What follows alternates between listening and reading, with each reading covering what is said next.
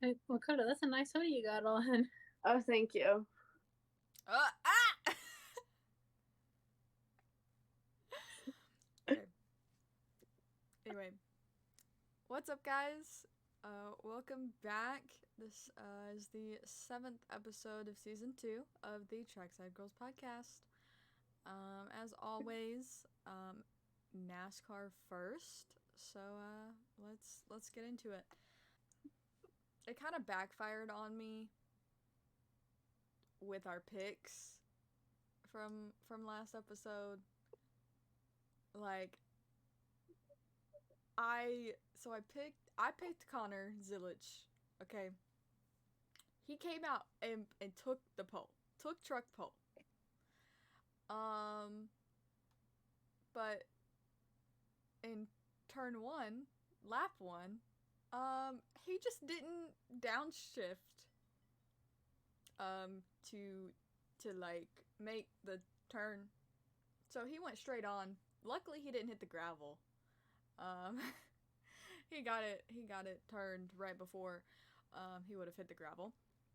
Kyle Larson got Xfinity pole, and William Byron got Cup pole. Um, Ty Gibbs almost had the Cup pole.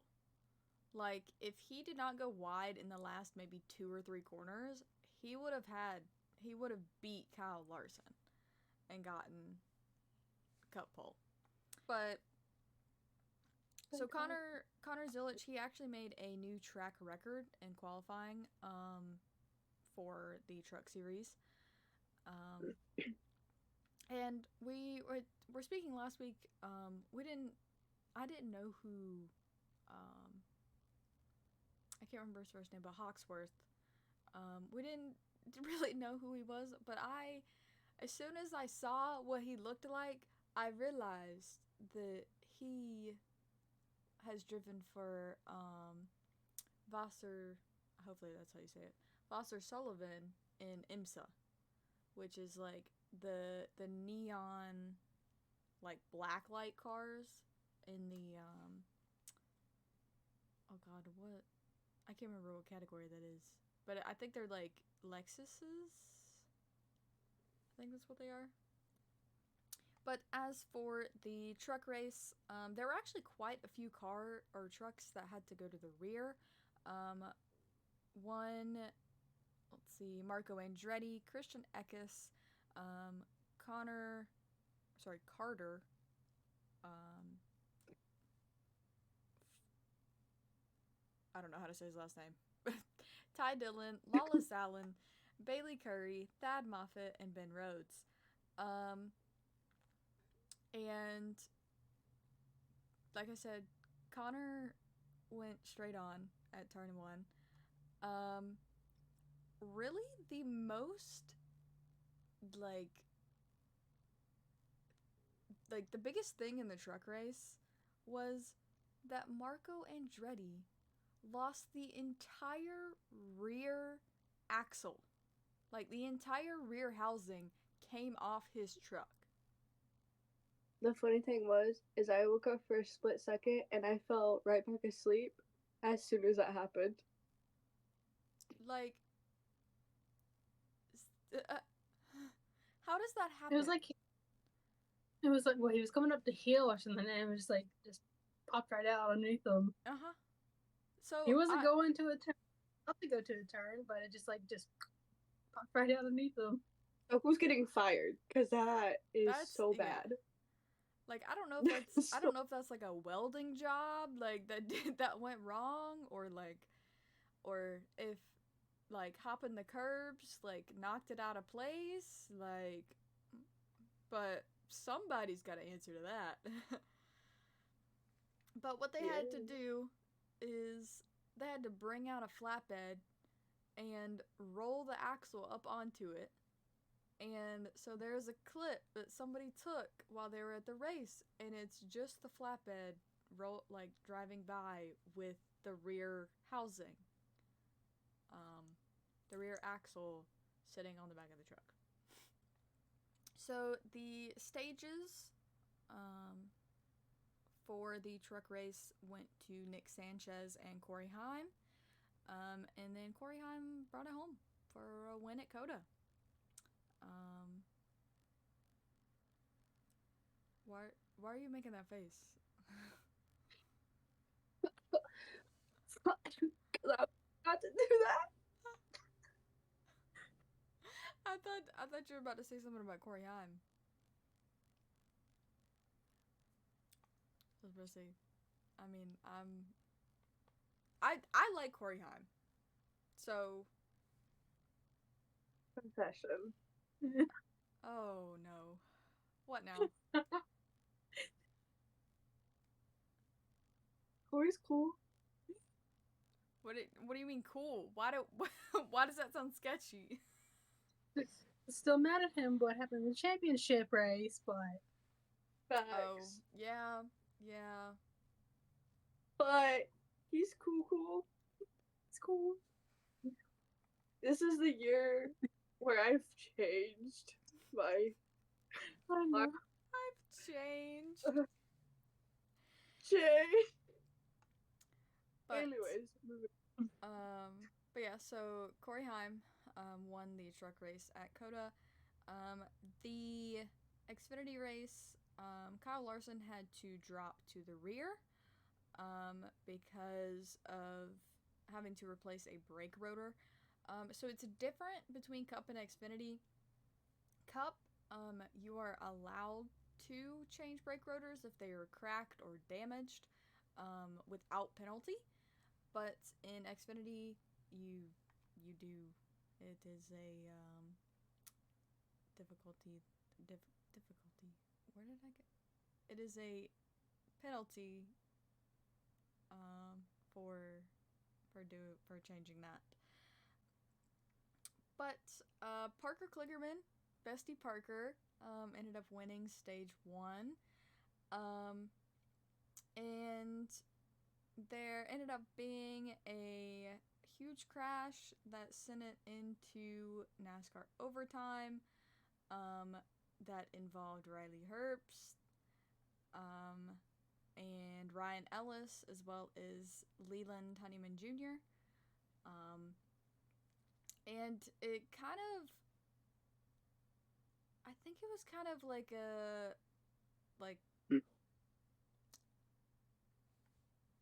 So what happened? Daniel Kvyat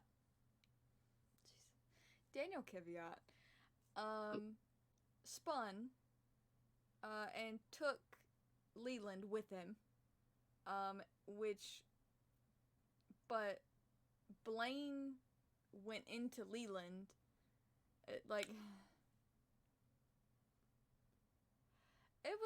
was a whole issue.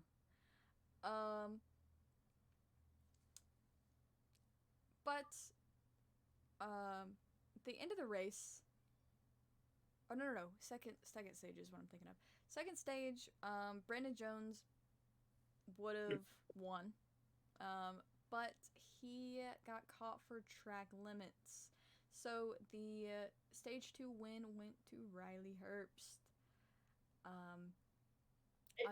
Obviously before his crash. That was so depressing. But then, so Kyle Larson ended up winning the Xfinity race at COTA, and it is the first win for the 17 car.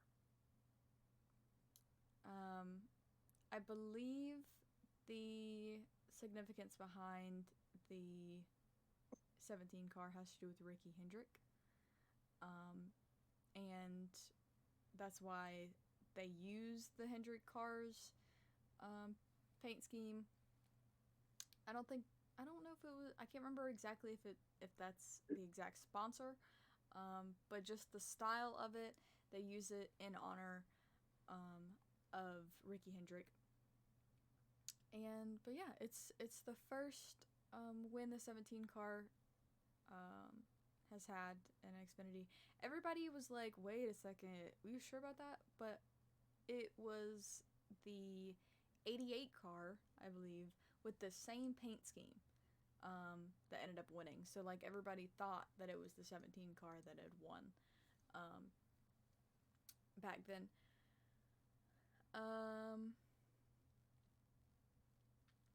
And so into like the end of the last lap and like the last turn, you had Austin Hill and Shane Van Gisbergen kind of fighting back and forth. And Austin Hill moved Shane out of the way. And then Shane got him back in the last corner. And it kind of coming down the front stretch towards the start finish line, it looked like Austin Hill almost went to like right hook SVG. They didn't wreck or anything like that, but it just he got real close to doing that. But what was kind of messed up, okay? Like, I didn't hear anywhere on the broadcast about what, other than the pass-through penalty, what, like, I didn't know that they also did a time penalty for cutting the S's, which I feel like is so difficult in itself. Like, if you're following behind another car, you cannot tell how close you are to the edge of the track. And so Shane got a 30-second penalty at the end of the race. He went from, it was either, I want to say 3rd, I think, to 27th. That is insane. Like,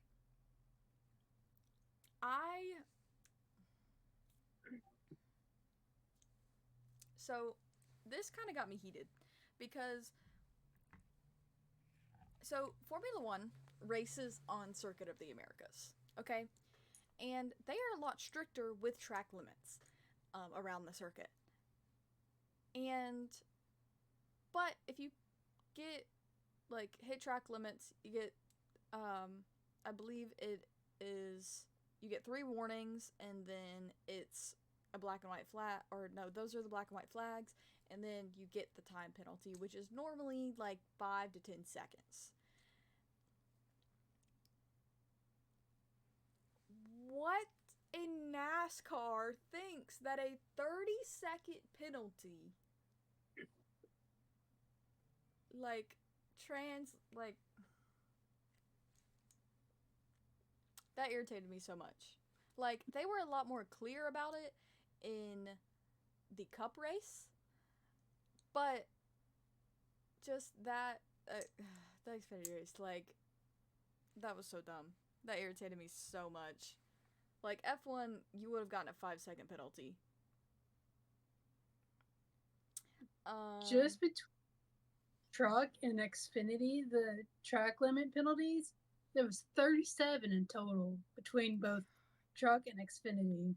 And the only track limits that NASCAR had this weekend were through the S's. Mm-hmm. But they did say they were going to watch that because last year a lot of cars cheated, and some of them shouldn't have even placed where they placed last year. Like, so NASCAR was going to watch that, especially hard this year.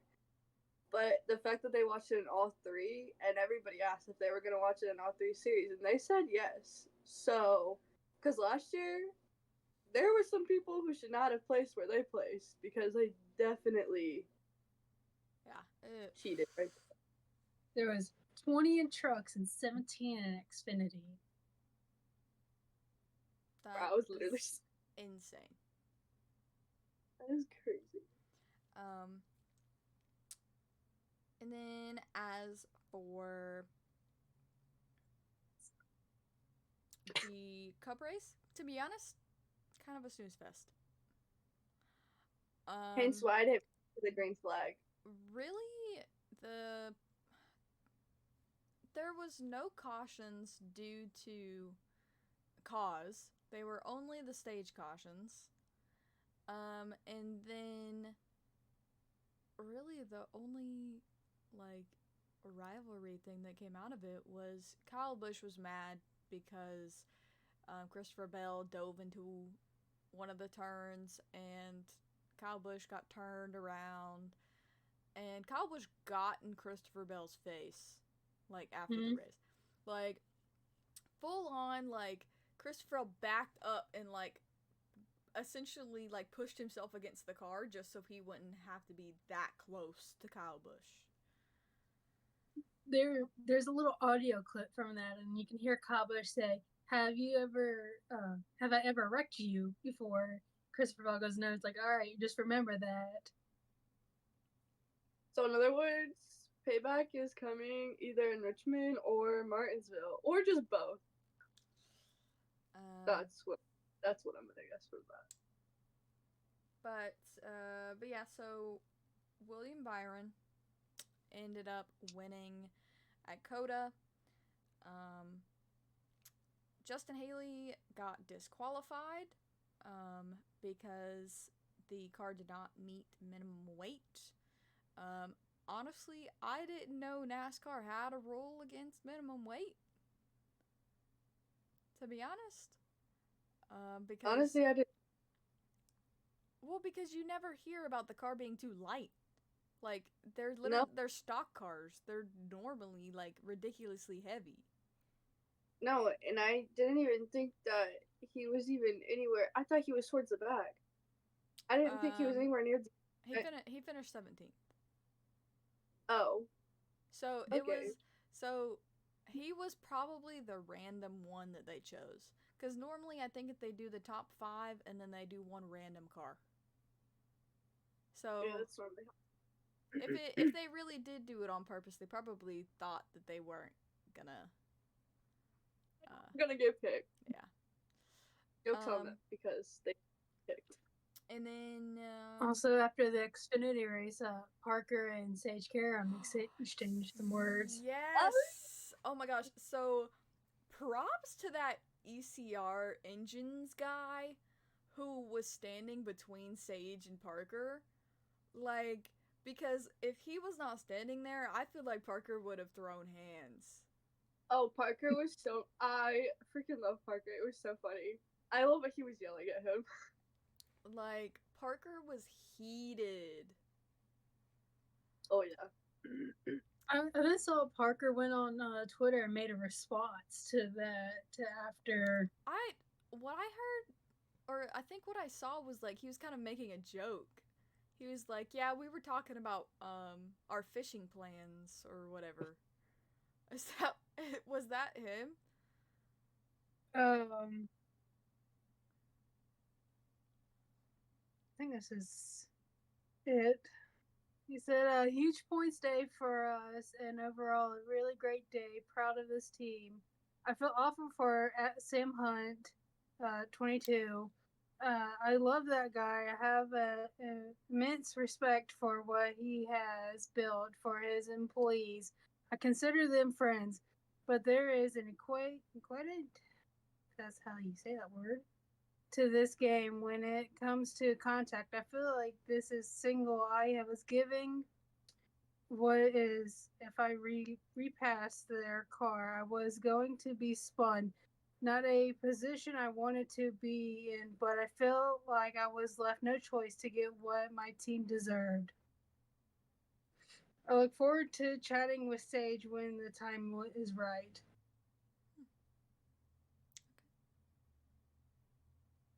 I kind of sped read through that. So if I said anything wrong, I'm sorry. I fast read that. But yeah, man. You know, honestly, Parker's better than me. I wouldn't have said anything after that. I would have been like, be mad. Well, yeah, I'm kidding. So, Ross Chastain's car in the Cup race had to go back to the R&D center. I'm not actually sure why. Did they say why? They haven't said anything yet. Okay. It'll probably be tomorrow if they say anything.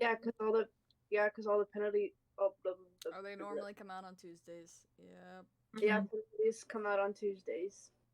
I have no idea if this is true or not, but DoorDash has ended its sponsorship deal with NASCAR and 23X and Oh. I have no that's true or not. It could be because I feel like by now Bubba would have ran a DoorDash car, and he hasn't yet. Hence why I don't know. Because I feel like Bubba would have already ran a DoorDash car if they were still sponsored. I was scrolling on Twitter and I just seen that.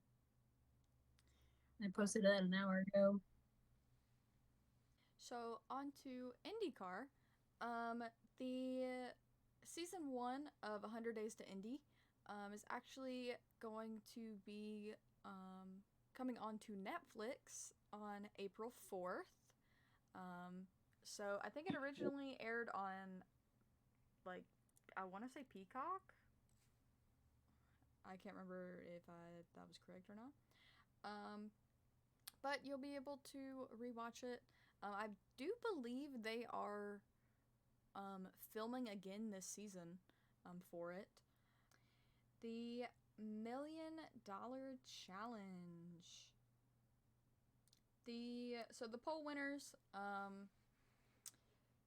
for Heat 1 and 2 was Felix Rosenqvist and Alex Palou. And so as for Heat 1, there was a crash on lap 1. It was so Grosjean and VK. So what kind of happened is Scott Dixon kind of darted over to the side and kind of clipped Grosjean and sent him spinning, and he slid all the way into the corner and ended up hitting Rinus VK. And so ended up taking out both of them. Roman Grosjean was very upset after this. Like, there's a clip of him arguing with the marshal, who's just trying to do their job, like trying to explain to him that, hey, you can't walk across the track like that, like, it's a safety concern. But ultimately, Felix Rosenqvist won Heat 1, and Will Power was the only Penske driver not to make it into the feature race. In Heat 2, Alex Palou won, and Alexander Rossi was the only Aero McLaren driver to make it into the feature race. As for the actual feature race, Colton Herta had a very weird strategy that somehow kind of worked out for him. He basically went like 4 seconds a lap slower than the rest of the field to save his tires for the second half. Because the way that it was a 20 lap shootout, but it was split into 10 laps for the first half, 10 laps for the second half. So they had a little break for a couple minutes in between. But it ended up helping him. He saved those tires for the second half of the feature race. But I don't know how to say his first name, but Fittipaldi, he got disqualified for the second half of the race due to the car not being completely fueled for the first half, and then also Ray Hall did not continue in the second half either. But ultimately, Alex Palou won first place he won $500,000. They wrote this off as like the $1 million challenge, and there was $1.7 million in prize money, but first place only got $500,000 out of that. Scott McLaughlin originally thought that it was $250,000, but it ended up being $350,000, and he was like literally over his radio at the end of the race, he's like, "What? I thought it was $250." So, and then his like people on the team were like, "Oh, you're taking us out to dinner tonight." And he's like, I mean, I can spare some money at the bar for a beer." But then he said on Twitter, somebody asked him like what he was gonna do with the $350,000, and he was like, "Pay off my house." So, and then Felix Rosenquist came in third with and got $250,000. Colton Herta came in fourth and got $100,000, and our boy, or my boy, I don't know if he's your boy, Marcus Armstrong, came in fifth and got $50,000. A lot of people. Yeah, a lot of people did not really like that race, because they just didn't like that it wasn't exciting, I guess. But who knows?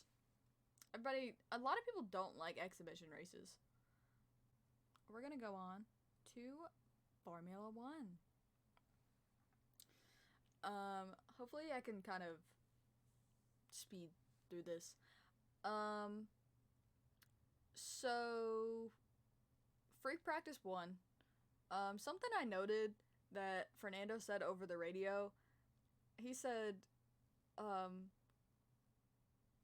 like, quote, "I lost the car a bit in turn 10.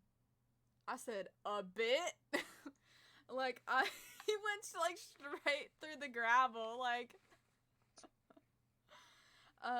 But in FP1, it ended up being red flagged, due to Alex Albon having a really big shunt, which is actually in the turn, or like the turn right after where he crashed last year in the race. So he apparently just has some really bad luck in that part of the track. And a lot of the drivers went like into the gravel, like I said, the session was red flagged, and I made a comment that the Mercedes turned into lawnmowers because they went through the grass.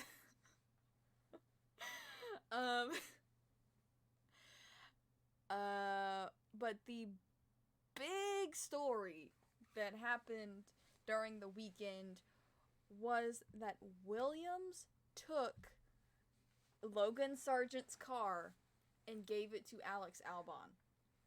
Based on them,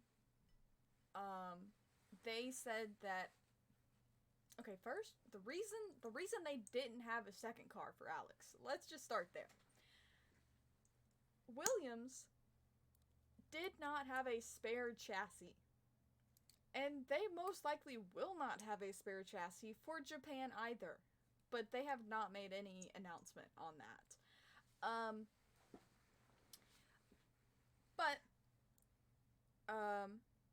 So Williams and James Vowles made the decision to give Logan Sargent's car to Alex Albon to compete for the rest of the weekend, because they believed that Alex, out of the two, Alex had the better shot in getting points.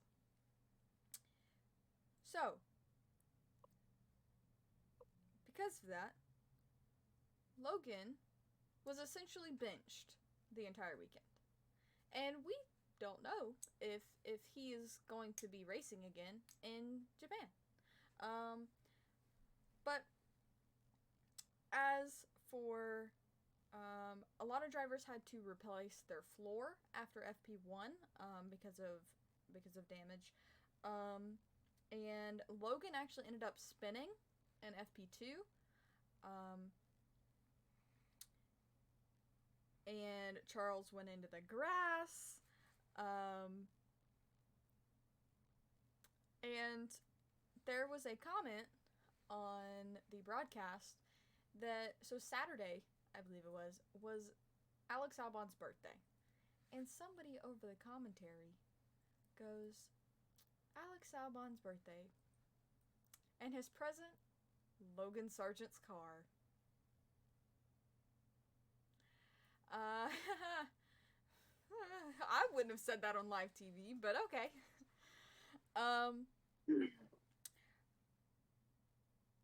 But, so, just going through the way of the weekend,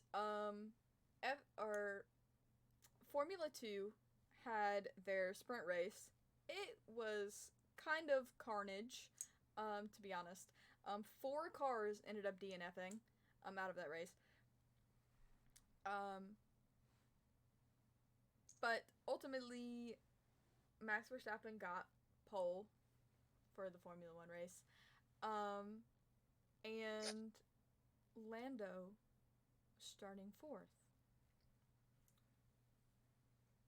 Which we were praying it was an omen, okay? Like, Max Future was there. His best friend. He was starting 4th. Like, his number's 4. We were just praying that he could potentially get his win, okay? Then Checo had a 3-place grid penalty for impeding during qualifying, and he was originally starting 3rd.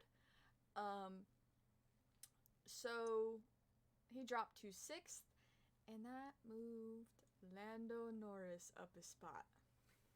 So he he ended up starting 3rd in the race. Something that happened during the weekend that I'm not gonna talk on much, but like it kind of needs to be. I want to throw hands with this person. An influencer who got invited by, I believe it was. I can't remember. Okay, you know what? I'm not gonna name a specific sponsor because I'm not for sure on who it was. But they got invited to the paddock and posted a video on TikTok of George Russell using the bathroom. What in your right mind is that? Do you think that is okay? Like, one, you're pretty sure that's illegal. That's indecency. Like, you're not allowed to do that. You're not allowed to film people in the bathroom. That is, like, against the law. But what makes you think it's okay to post it on social media? I mean, to be fair, there's a lot of dumb influencers who would do that because if their content's not doing great, why not just post about something else that's totally not even right? Or, for the matter of fact, that it's, like, even legal to do that. Yeah, but ultimately it was reported, it was taken down. Some of the social media admins of the Australian Grand Prix reached out to some of the people on F1 TikTok who were bringing this to light and being like, bro, find these people, you need to get them out. And so it was solved, and the video was taken down. I don't believe George has spoken anything on it, but honestly, why would he? You don't want really to bring the attention to it after it's now passed. But just that, like, it screws up other people's opportunities when people act like that. Like, I am a motorsports content creator who is trying to get to these races, but I'm not going to have that chance if you have these random influencers posting things like that. they're not even going to give me a shot in to getting into the paddock when they're going to go into lockdown because of people like this. So that happened during the weekend. And so on the whole Logan's car situation, Max first made a comment, and everybody says he was like laughing and joking about it, but Max's comment said that, oh, if that was me, like, I'd already be on a plane home. And then his like second comment to that was, I would have wrecked my car instead of giving it over to my teammate. And everybody's like all of the articles that I've seen, they're ending with like, oh, like jokingly or laughing. He may have been laughing, but he certainly wasn't joking. That is 100% something Max would do. Did y'all see that Parker made a comment about it too? What'd he say?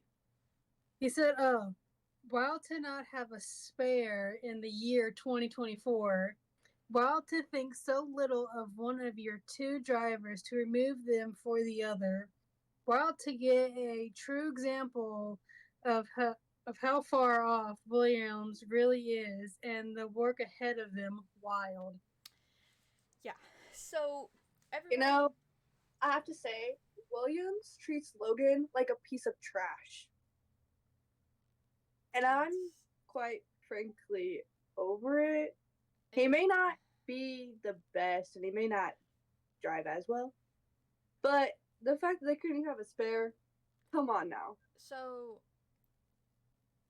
the reason they don't have spares is they worked too far into the season last year on upgrades instead of working on the 2024 car. They brought it to the car launch with it not done yet. And so they don't have any of their spare parts finished because they finished the final car so late. So that is why they do not have these parts to replace it. And even Juan Pablo Montoya, who was at the Australian Grand Prix, said the same thing as Max Verstappen, that if they took his car, he would be going home immediately. He would not have stayed in that garage. He would have not have helped them out on strategy. He would have not been on the microphone, headset, whatever. He would have been gone. And I honestly commend Logan for being that big of a person. Like, obviously, it's something, like, I don't necessarily think he could have said no to. I feel like he could have potentially been given an ultimatum. Because I would not have taken that sitting down. Like, everybody, all the articles and all the stuff that Williams is posted saying, that Logan took it very maturely and, like, agreed, like, played the team player. And I'm like, there is no way, like, that you're, in reality, the team's planning about getting these parts out as soon as possible, and now you're getting your car taken away because your teammate has been doing better than you in the past 2 races? Because they claim that they only based it off of this season so far. They said that they left out what has happened in last season. But I don't see that being true. Like, that's such bull right there. I've seen people say for this next race to vote Logan for driver of the day. I wish that would have happened, to be honest. Like, it would have been a huge smack in the face for Williams. Like, but I feel like as much as we are vocal about liking Logan, there are not a lot of Logan fans out there in, like, the entirety of F1. Like, There was a lot of Logan fans in Australia because a lot of them had signs saying "Justice for Logan." yes. Oh. I've seen people who weren't really Logan fans who were like, "This is not really fair." Yeah. Like I was like, I've seen people with some comments are like, "I'm not a Logan fan," but it's like this is not fair. So I've made it very clear I love Logan. somebody that I've seen on F1 Twitter, she went to the Australian Grand Prix and she was a Logan fan. I've seen And this. she like raised on Twitter and was like, "You literally just broke my heart. I can only be here and my favorite driver is not racing." And they found her. They found her and invited her into the garage and she got to meet Logan. Like,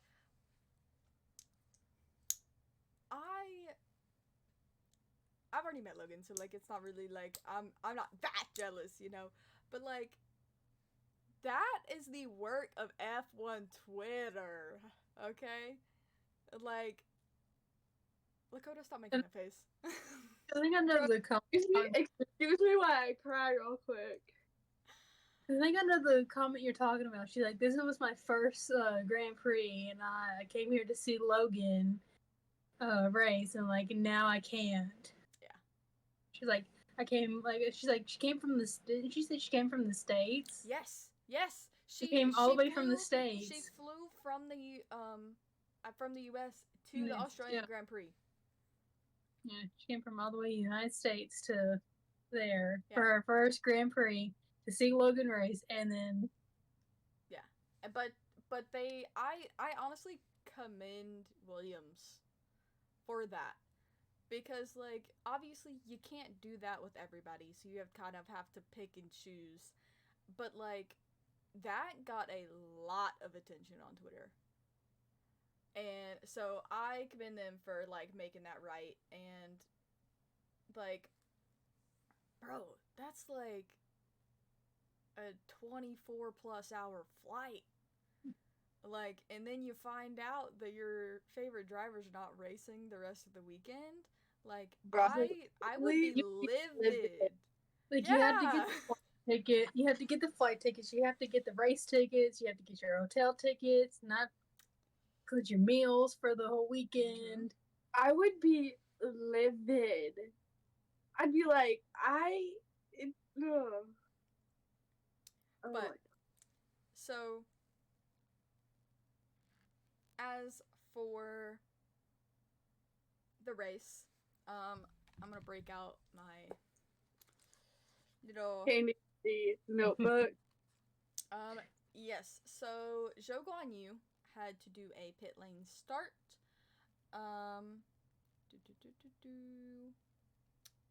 I was essentially crying on lap 3. Because Max Verstappen had to retire because his brakes were on fire.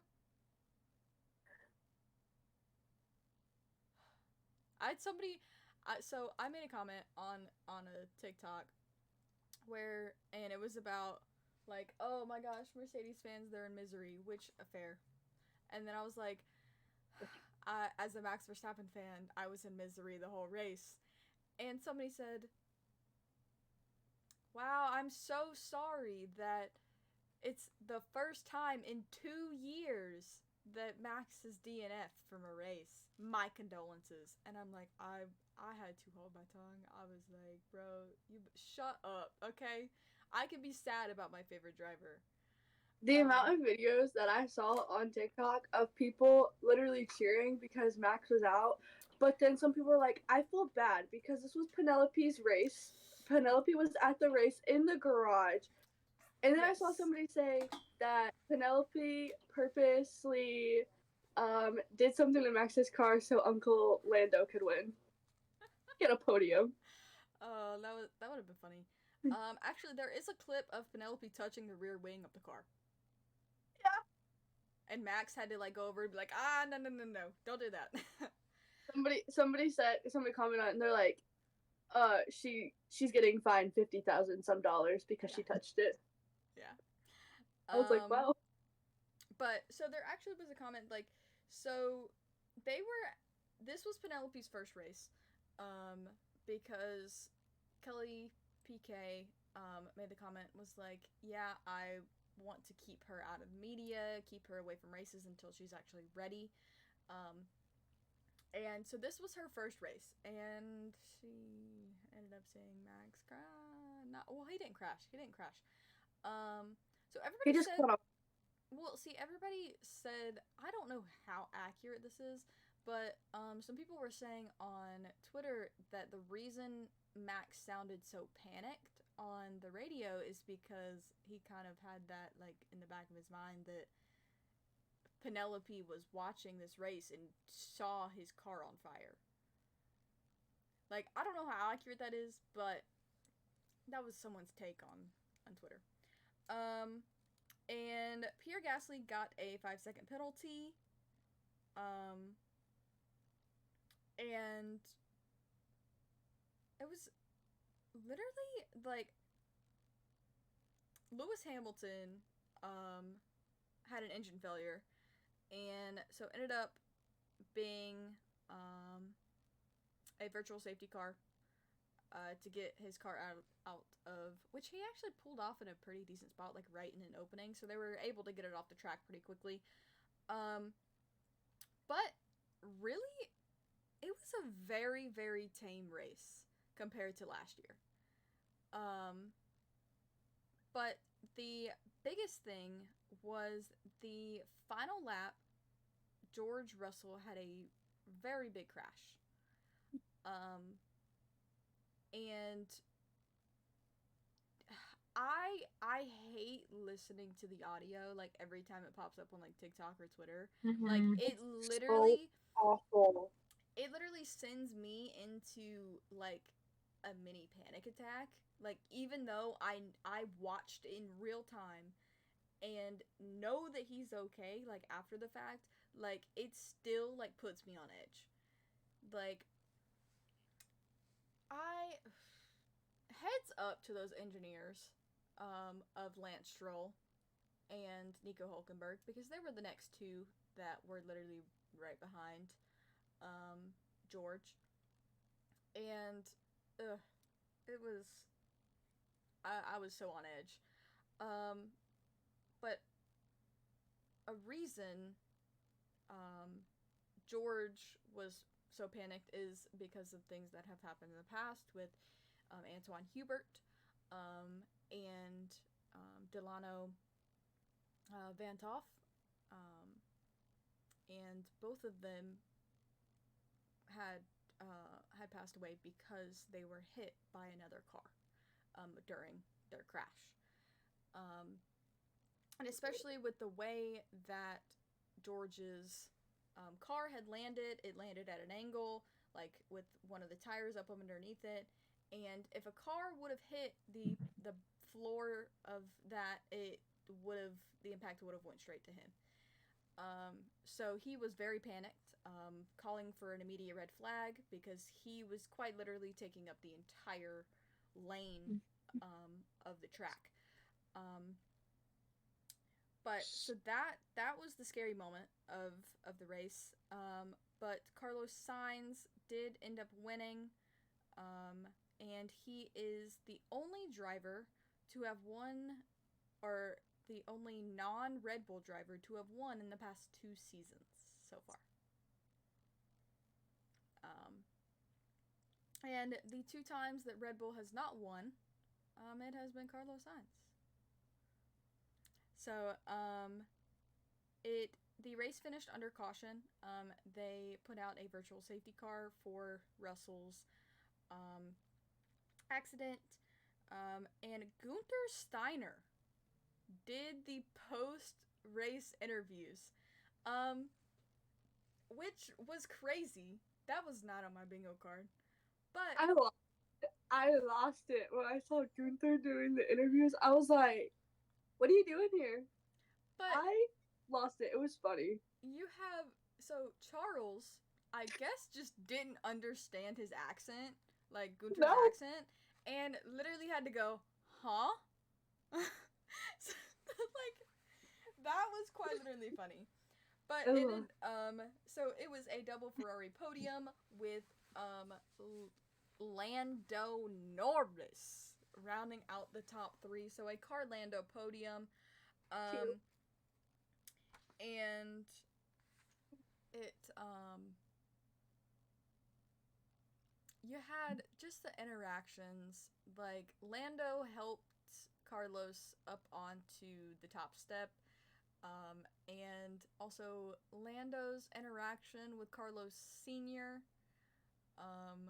Like they're just That was so cute. but it was a Haas double points race.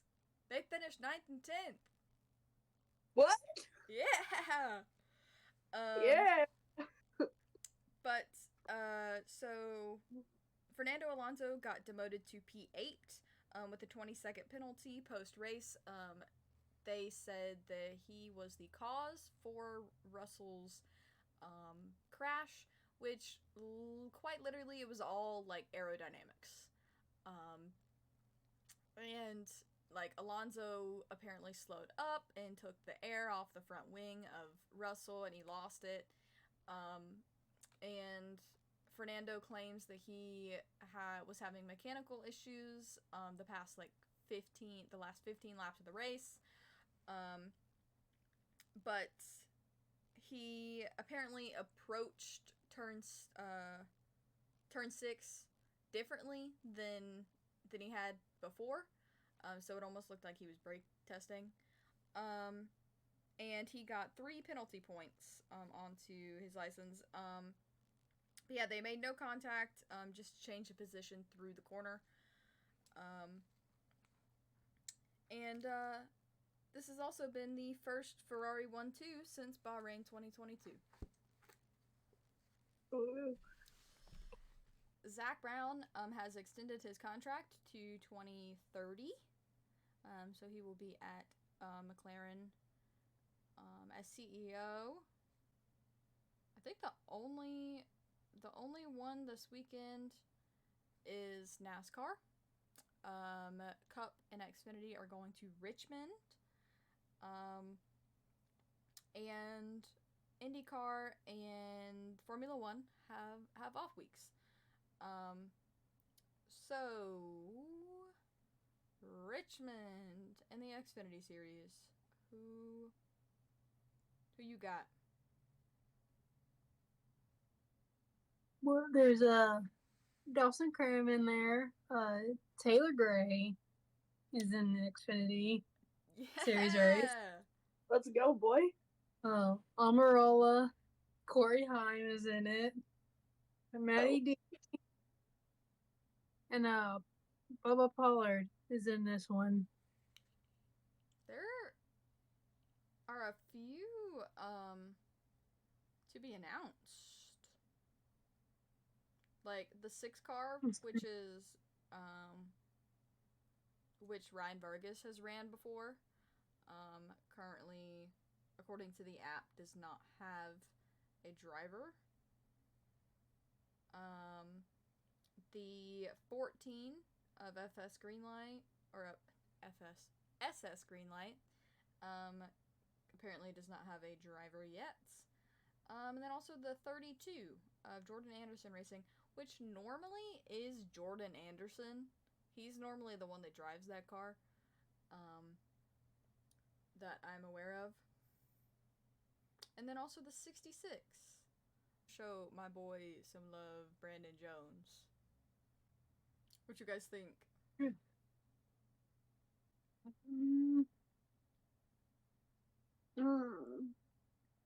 I mean, I feel like any of the junior motorsports. Maybe Brandon, because, Brandon almost got stage points in COTA, but then they were like, no. Took it away from him? Yeah. I don't know. That's my pick, Brandon Jones. I'm trying to remember who won the first Richmond race. Talking about last year? Yeah. No idea. Oh, no, wait. It should say it on the app. It should say previous winner. Or last year's winner. Oh, wait. I can totally tell you who won last year because I have a list on my phone. I looked it up. It said it was Chandler, but I can't remember if it was first one. Hang on. I think that would have been his first win. Yeah, last year it was Chandler who got his win. Mm-hmm. I don't know why I just made Monk the camera, but I did. As I said that. I mean, I still wanna say my boy Brandon. It's not a bad pick. I feel like he could get it done. You know what would be funny? If Taylor Gray won Xfinity Honestly, before he won Trucks. I honestly was thinking Taylor, because I mean Taylor was close in COTA-ish. I think at one point. He was also in a truck though. That's true. That would be kind of funny though if Taylor did come out and totally just demolished all of the Xfinity drivers. I'm gonna either go with Sam or Riley. No surprise there. I mean, I said it in junior before. See, I try not to pick the same people like every week. But there's like a couple that I kind of like that obviously are my favorites. Like, you know what? Actually, no. That'll be my pick for Martinsville.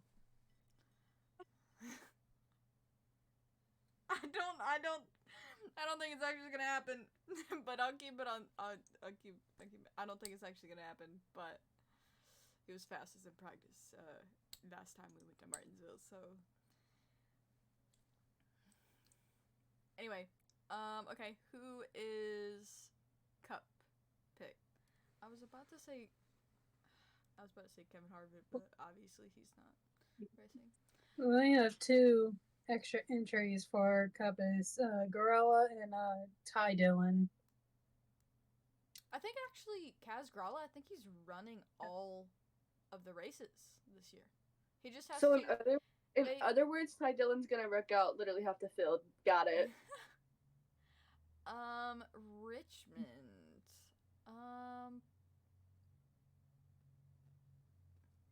Denny Hamlin. Ew. You did I not don't like that one. His hometown don't even like him no more. I mean, would like a Ford to win. I mean, honestly, facts. That would be nice. That would be the hope. That would be lovely. Yeah. Okay. But also, I still feel like you can't count out any of the Joe Gibbs racing because I was gonna say Ty Gibbs. Yeah. I mean, I've been thinking about Ty, but I've said that literally every single race. Oh wait, but it's I true. literally named a Joe Gibbs driver. I'm an idiot. I know.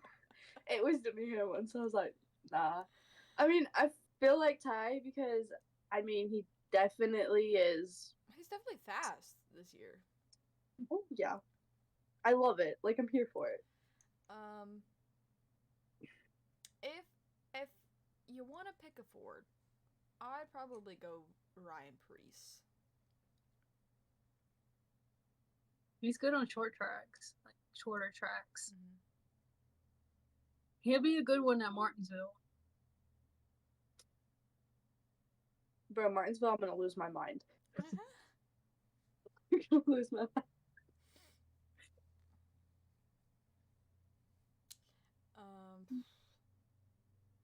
Okay, so confirmed, locking in for Xfinity. I got Brandon Jones for Cup. I guess I'm gonna go Denny Hamlin. Okay. Molly, what do you got? Xfinity? Oh, Sam O'Reilly.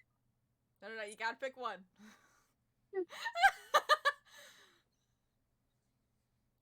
Flip a coin. Flip a coin. I hear. All right. Did you get a coin out? Oh, y'all actually want me to flip a coin? Yes, do it. I mean, Okay. if you can't pick Head- between the two, flip a coin. Okay, here it is. Heads, Riley. Tails, Sam. It's heads. Okay. So Riles. Okay. So your Xfinity is Riley. Okay, what about your cup? Who you going with?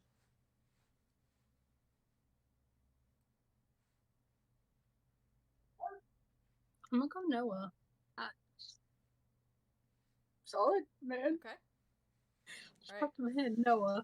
Lakota, That works. Xfinity, go. Samuel Mayer. Okay. And cup? And Ty Gibbs. Okay. Locked in. Like, Hopefully- locked hopefully- in. Hopefully some of these picks are right this week. Bro, Because we I had failed Connor. miserably. I had Connor right, okay? It's just he got pole and completely butchered the first corner, okay? Honestly, our picks have been so off, and it's kind of been so funny. But at the same time, I'm like, why? How? Yeah. But Alright, everybody's answers are locked in. yep. Locked in. Locked in. Locked in. But okay. So those are our picks for Richmond. So